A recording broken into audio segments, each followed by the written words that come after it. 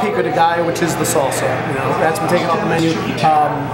We had made some bruschetta, and we had some tomatoes in house, you know, that had come in before the scare or whatever, and we just tossed it all.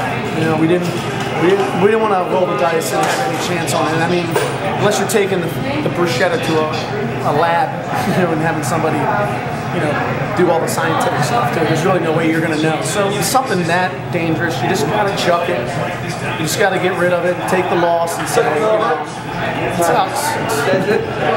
It's you know, it's a vital part of our menu. But you know, I think customers, they want that.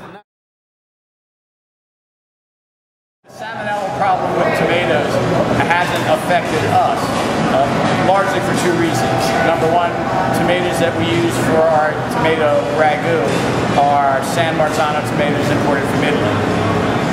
Number two, the fresh tomatoes that we use for some of our pizza toppings are East Coast, as local as we can get. We're not buying Latin American or Mexican produce under any circumstances, and largely that's been the problem with salmonella. I spoke to my produce supplier earlier today, and they said because they haven't had an issue in their supply chain, and in fact they haven't had an issue reported in the state of Maryland, that we should be, you know, careful but not necessarily pull a product from the shelf. Because we've been using this case, and none of us have been sick, and there hasn't been a problem. We can continue to use it, but before we reorder, they said that we should really, you know, call them directly and find out if there is a recall.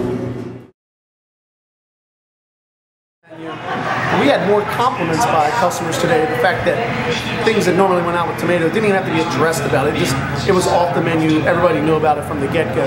But the bottom line is, people are so much happier about knowing that you've done all the thinking, that you thought it out, and that you made an educated decision with it. That I think people are just happy that that you know what's going on. That they don't have to be the first person to bring it up. And, you know, it puts people in an uncomfortable situation when they come into your place and have to tell you what you should be doing. We've had some customers ask, and we've explained the situation.